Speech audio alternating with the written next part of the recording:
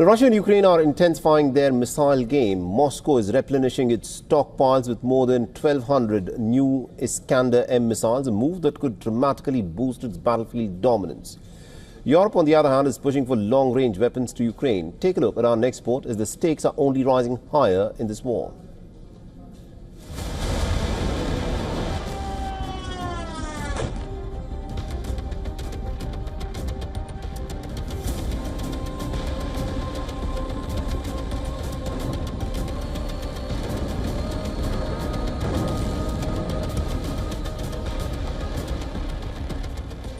Russia and Ukraine are preparing for a bigger and more deadlier war.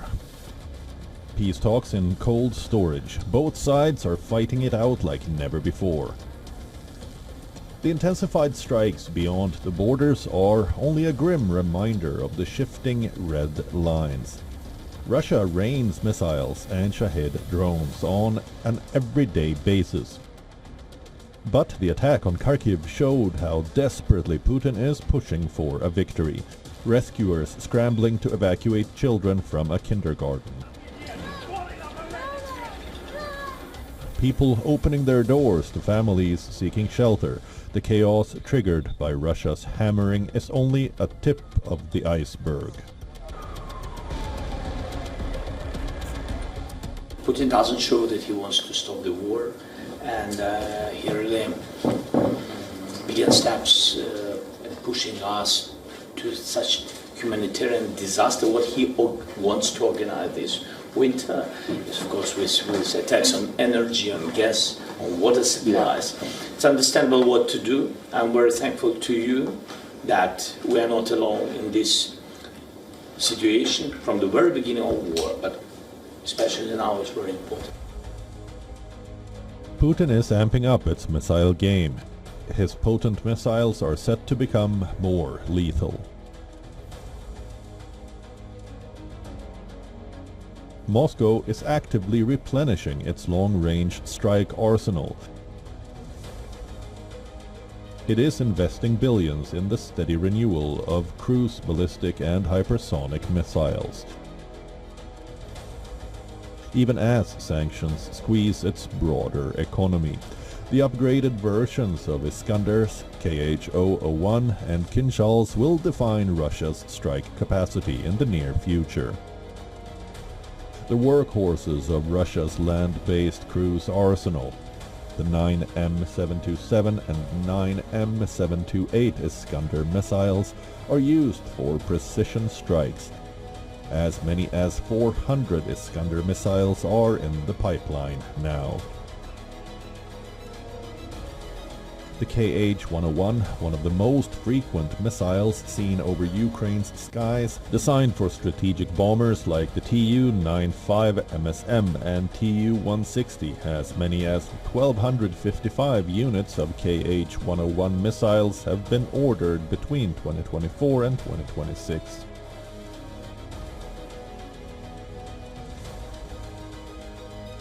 The air-launched Kinzhal packs about 150 kilograms of high explosive and are designed to also carry a nuclear payload. It accelerates to over Mach 5.5, briefly reaching Mach 10 in its ballistic arc. Reports suggest Russia is readying about 188 units of Kinzhal. Ukraine too is continuing its deep strikes inside Russian territory. Ukraine carried out a series of explosions and suspected drone strikes in and around Moscow region. Just 2 days back, Kyiv used British-supplied Storm Shadow missiles. The attack targeted a plant in the city of Bryansk that reportedly produces components used in Russian ammunition.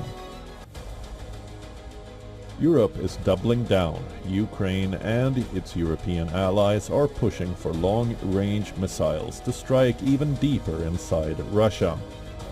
Their sole aim is to cripple Russia's energy infrastructure.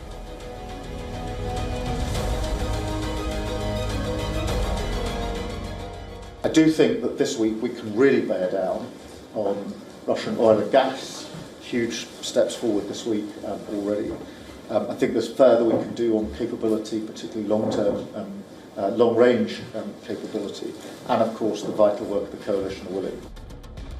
But Putin has drawn his red line. He has warned an overwhelming response if Ukraine uses long-range missiles. This is an attempt at escalation. If such weapons are used against Russian territory, the response will be very strong, if not overwhelming. Let them think about it. As Russia arms up and Ukraine pushes for more weapons, the big question is how far both sides will go. With each new missile, the stakes only rise higher, and the red lines have just vanished.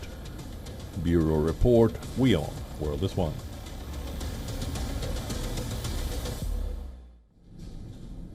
All right, now joining us live from Virginia in the United States is Bishop Garrison, who's a former senior advisor to the Secretary of Defense and also a current senior fellow and adjunct professor at the George Mason University Law School. Mr. Garrison, thank you very much indeed for joining us here on WION. Now, considering that Donald Trump has just imposed crippling sanctions on Russia's hydrocarbon industry, and also the manner in which Russia has been carrying out systematic attacks on Ukraine's power grid, and Ukraine has been asking for long-range missiles to hit back at certain strategic infrastructure of Russians. Do you think there are any red lines at all in this war? Well, first of all, thank you for having me this evening. The biggest thing here, I think, as a part of the news is that Ukraine seems to be making some amount of strides, particularly in the building of a coalition. You saw the UK Prime Minister just hours ago mention that he wants to do everything he can to partner with the EU in order to bring about a coalition to free up financing to help Ukraine better prepare itself, to help it better arm itself with some of these types of long-range weapon systems that are going to be necessary to strike into the heart of Russian territory. And this is going to be in conjunction with the continued sanctions that you mentioned previously, as well as any other diplomatic tools at the coalition's behest they can utilize to leverage against this Russian aggression. So will we see Tomahawks specifically with the Ukraine? That remains to be seen, but European allies of the United States are going to do now what they can in order to better arm the Ukrainian forces. Interesting. Now, at this moment as we speak, the Ukrainian President Volodymyr Zelensky is in the United Kingdom. He's meeting with the leaders of a coalition that goes by the name Coalition of the Willing in order to try and get more military We've heard that aid. before, haven't we? Yeah. So the question is obviously this, how far do you think this Coalition of the Willing, which is meeting at this moment to try and determine the quantum of military aid that will be given to Ukraine, is willing to go to defend Ukraine? Well, I think that's the question the United States has had from the beginning of this, even with under President Biden and now under President Trump. There have been questions about what our EU and European allies were willing to do in terms of support to Ukraine, given the totality of what this Russian aggression could mean for some other countries, to include countries like Poland. So this is their moment. This is their opportunity to show that they're willing to put the money, the resources forth in order to ensure that Ukraine has what it needs to meet success. It's going to take more than any one missile system. It's going to take more than any one set of, or two sets, or five sets of sanctions. It's going to take a joint effort of consistent pressure and of allies working together in order to resolve this. And this is the EU nations' time to step forward and show what they're willing and able to do. Indeed. Thank you very much, Mr. Garrison, for joining us with that perspective there. Thank you for having me.